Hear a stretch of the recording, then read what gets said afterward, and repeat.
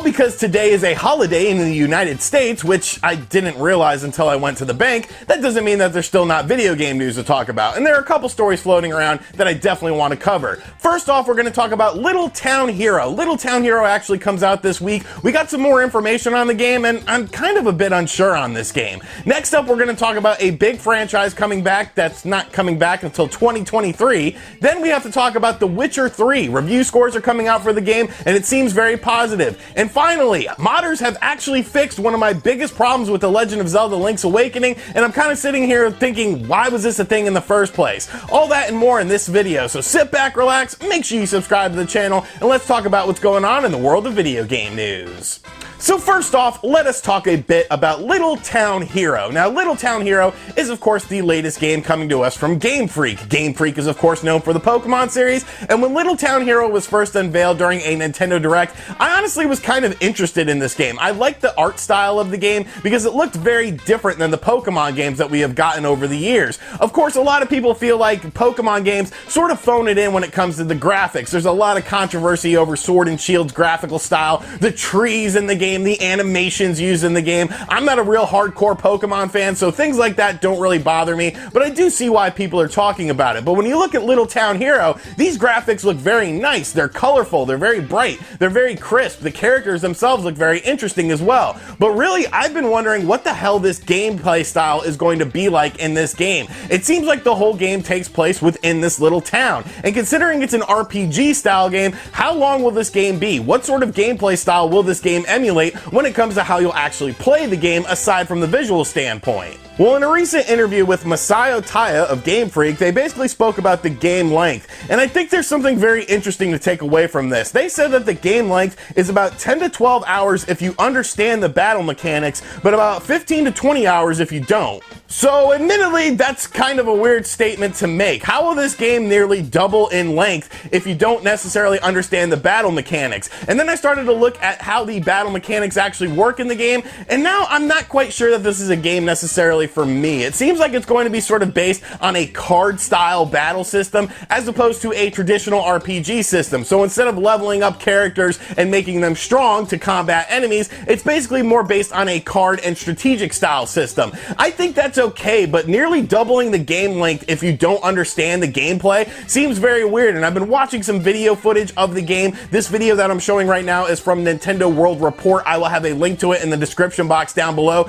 The gameplay style seems a bit convoluted and a bit confusing. After watching this video, I still don't really understand how this game works in terms of utilizing these mechanics as far as combating enemies. So, I don't know, this battle system may turn off some gamers. I kind of am looking at it with a bit of a different light. Let me know what you think of both the game length and the combat style in the comments section down below. Next up, a franchise that I really enjoy is the Payday franchise. I remember playing the original Payday on the Xbox 360 and absolutely loving it. I really enjoyed playing Payday 2 as well, and the Nintendo Switch version of the game was something that we reviewed here on the channel. I still enjoyed it. It did have some problems. The graphics weren't all that great. The lack of voice chat was kind of crappy as well. But Payday 3 is obviously a game that a lot of people are looking forward to, especially fans of Payday, because it's the next game in the franchise. Now, back in 2017, it seemed like Payday 3 was in development, so people were sort of expecting Payday 3 announcements to come, especially since it seemed like most of the DLC has been wrapped up for Payday 2. There hasn't been any updates to the Nintendo Switch version of the game, even though they said they wanted to put voice chat in it, but at the time there was no voice chat for the Switch. But then we realized that that was a lie because you could do native voice chat in all these Switch games. It was just the developer's choice to not do it, but I'm not salty about that or anything. It's just kind of stupid and kind of a lie. But Payday 3 has actually been revealed in the latest financial report that was done by Starbreeze, and yeah, it's not coming till like 2022 or 2023,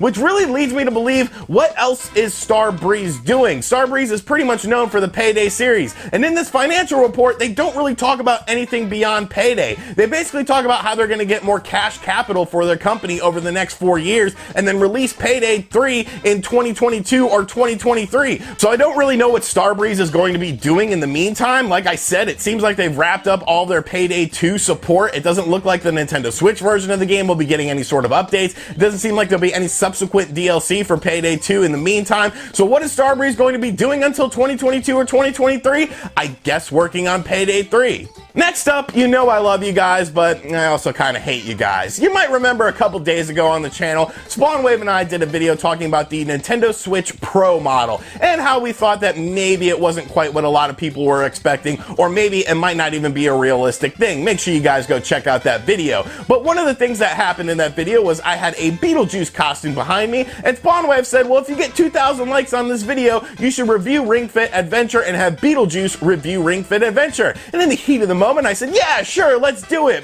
And then that video got well over 2,000 likes. So yeah, Beetlejuice will be joining us on the channel this week and reviewing Ring Fit Adventure. And wow, that's going to be an absolute shit show. But at least you guys got to keep one thing in mind. I'm the ghost with the most, babe.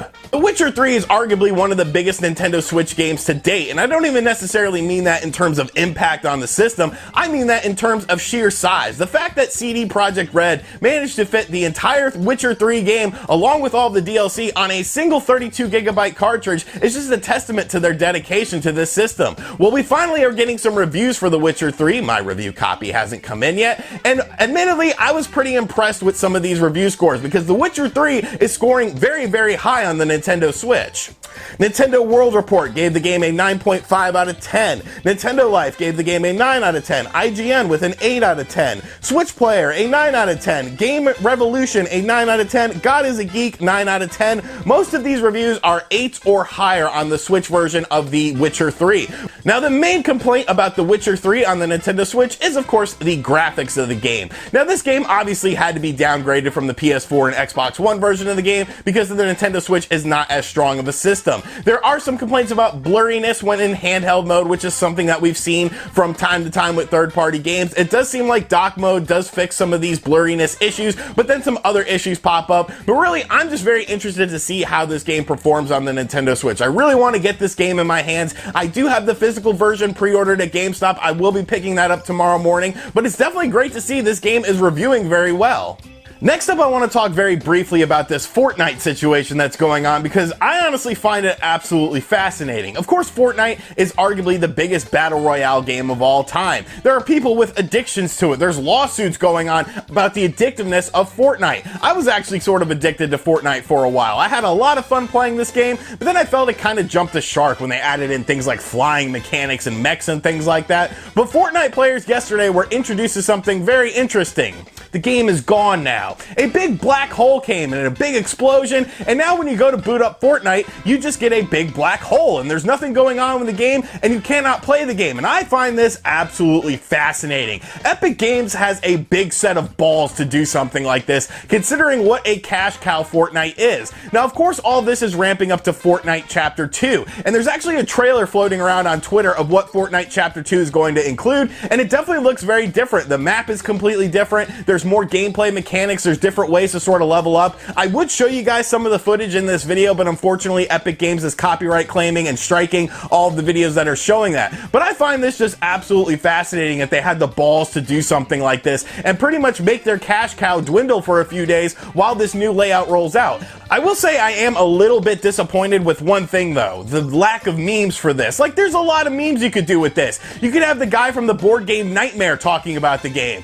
It's a black hole, a black hole. Or you could even do some Soundgarden memes. Black hole sun, black hole sun, oh won't you come? Like, up your meme game with this stuff. There's a lot of potential to be doing here, and considering that this will probably be rectified very soon, you really need to start making these memes. And finally, The Legend of Zelda Link's Awakening is of course Nintendo's latest big Nintendo Switch game, and the game got great reviews. We reviewed the game here on the channel. I thought it was a fantastic game. I did have a few minor quibbles, but for the most part, I thought it was a very, very enjoyable experience. But one of those minor quibbles I had involved the graphics of the game. To me, it was kind of weird how the edges of the screen had this weird blurring effects going on. It kind of took me out of the game, and I couldn't really understand why this was a thing. Maybe it was just due to the design of the game. Maybe Nintendo had to do something like this. But we now have realized that they didn't have to do something like this, because modders have actually fixed The Legend of Zelda Link's Awakening on the Nintendo Switch.